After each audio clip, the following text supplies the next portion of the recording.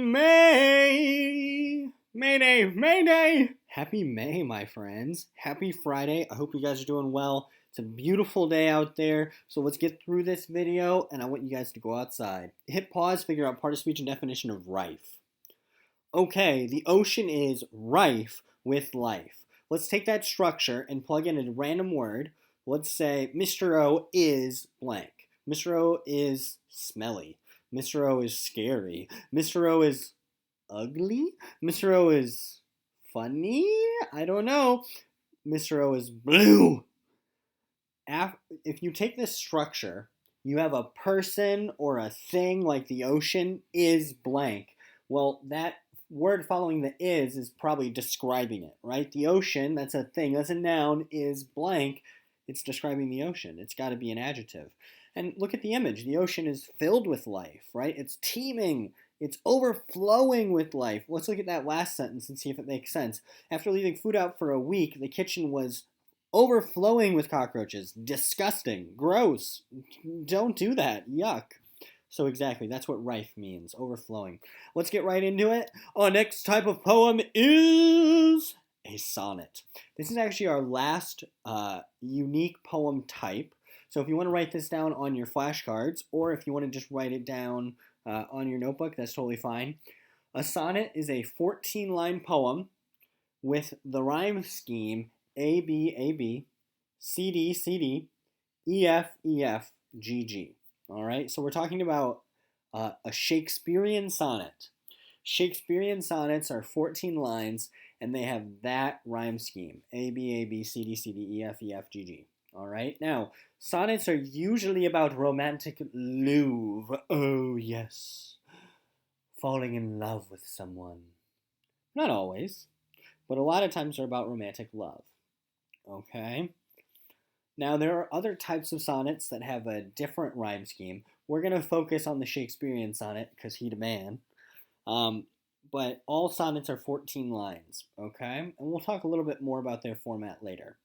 But I want to look at a sonnet. So would you please read line by line with me? I'll read one, you read one. My mistress's eyes are nothing like the sun. If snow be white, why then her breasts are dun. Oh, I have seen roses damasked red and white. And in some perfumes is there more delight. I love to hear her speak, yet well I know. I grant I never saw a goddess go. And yet by heaven I think my love is rare. Okay, so the first thing I want to do, let's count the number of lines. I'll race you. 14 lines, and that's one of the ways we can tell that this is a sonnet. The other way we can tell is the title of the poem is Sonnet 130. Shakespeare wrote hundreds of sonnets, okay? So this is number 130. Now, let's go ahead and label the rhyme scheme really quick, just to make sure that it has the right rhyme scheme. So what do we do with the first line? We label it A, and then we ask ourselves, the word red on the end of the second line, does that rhyme with sun? No. So we go to B. How about sun and dun? Yes, so A and A, red and head go together. How about white? Does that rhyme with any A or B? Sun or red? No, so then we go C. How about cheeks? That doesn't rhyme with anything so far, so we go to the next letter. Delight rhymes with white, so C and C. Cheeks and reeks go together, so D and D, and so on and so forth. So this poem does in fact have a rhyme scheme of A, B, A, B, C, D, C, D, E, F, E, F, G, G. It's 14 lines, and that's what makes it a sonnet.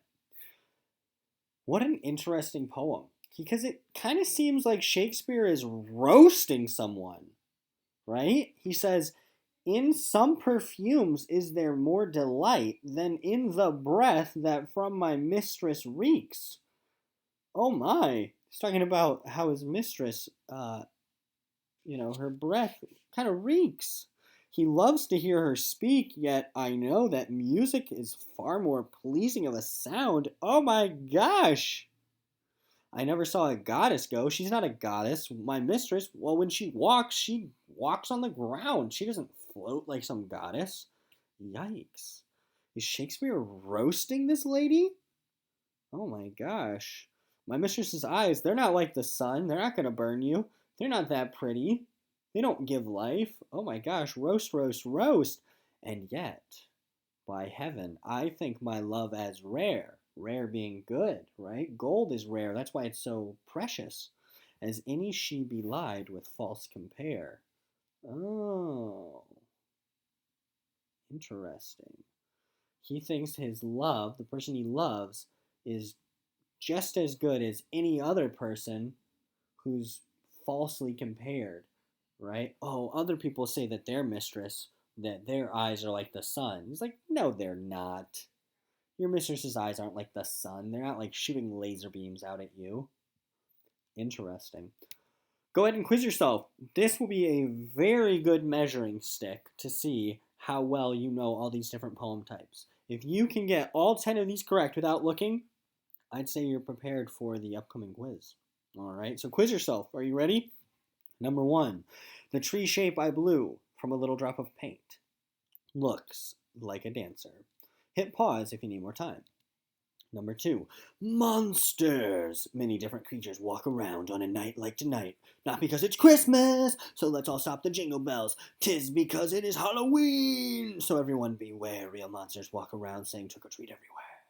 Number three, I often sit and wonder if I should one day join you there and when that day arrives. I'm going to stop reading because I think you can tell what this is. Number four, mine eye hath played the painter and hath stelled thy beauties form and table of my heart. My body is the frame wherein 'tis held, and perspective it is the painter's art. For through the painter you see his skill, to find where you true image picture lies, which in my bosom's shop is hanged still, that hath his windows glazed with thine eyes. Now see what good turns eyes for eyes have done. Mine eyes have drawn thy shape, and thine for me are windows to my breast, where through the sun delights to peep, to gaze therein on thee. Yet eyes this cunning want to grace their art. They draw but what they see, know not the heart. Hit pause if you need more time. So much depends upon a red wheelbarrow, glazed with rainwater beside the white chickens. Number six, brave Ben dreamt he was drowning in the sea. From the killer waves he struggled to free. He woke up in fright in the dead of the night. His wife asked, what made you pee? Yikes. Number seven, cake, oh cake. Now there's something I just can't take. The way you sit there all cakey and nice behind the counter at a dangerously affordable price. Oh, cake, what am I to do? I only came in for a sandwich, but now there's you. There's you. Oh, you look all delicious. I think you can tell what this is. Number eight. Jack and Jill went up the hill to fetch a pail of water. Jack went down and broke his crown, and Jill came tumbling after. That poem tells a story. Number nine. With those words, Zeus turned to his own son, Hermes. You are our messenger, Hermes, sent on all our missions. I think you can tell what that is. Number 10. Yet once more, O ye laurels, and once more, ye myrtles brown with ivy never sere, I come to pluck your berries harsh and crude, and with forced fingers rude, shatter your leaves before the mellowing year. Bitter constraint and sad occasion dear compels me to disturb your season due. For Lycidas is dead, dead ere his prime, young Lycidas, and hath not left his peer. Who would not sing for Lycidas? He knew. Let's stop there. I think you can tell what number 10 is. Hit pause if you need more time. So this poem by John Milton is about Lycidas who died. So this poem must be an elegy. Number 9. Zeus, Hermes, we are alluding to Greek gods. So a poem that mentions gods and heroes, and it's a really long poem. It's a story poem. That would be an epic. Number 8. This poem tells a story. This would be a ballad. Another word that you might think about is like a nursery rhyme. A nursery rhyme is a poem that you read to children when they're in their nursery, right? So this is a ballad. It tells a story about Jack and Jill going and getting water and falling and hitting their heads. Ouch. This poem is a love poem written to cake. So it is praising cake, talking to cake. That would be an ode. Number 6. A, long, long, short, short, long, and a poem that's kind of inappropriate, slightly. It's a limerick. That's what limericks are. Number 5. This poem has no rhyme scheme, has no rules. It does kind of look like a wheelbarrow, though, doesn't it? Do you kind of see that? The words, how they kind of look like a wheelbarrow? Like long, and then the short, like the arms are coming off the top. But anywho, if it looks like a wheelbarrow, this would be concrete, but it's definitely also a free verse poem.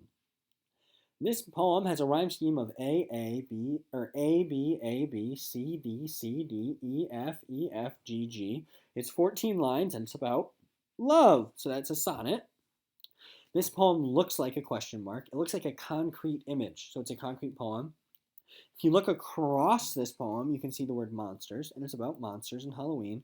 And this poem has 5 syllables, the tree shape eye blue, 7 syllables from a little drop of paint, looks like a dancer. 575. That's a haiku. All right. It is a beautiful day out today. So what I want you to do is just part of the prompt, okay? So I'm going to go to Classroom and show you what I mean, okay? You can find this on Classwork, poems 7 and 8.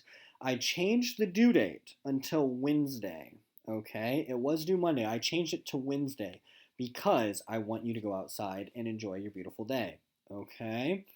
So for today, your poem is a sonnet, right? We learned about what a sonnet is.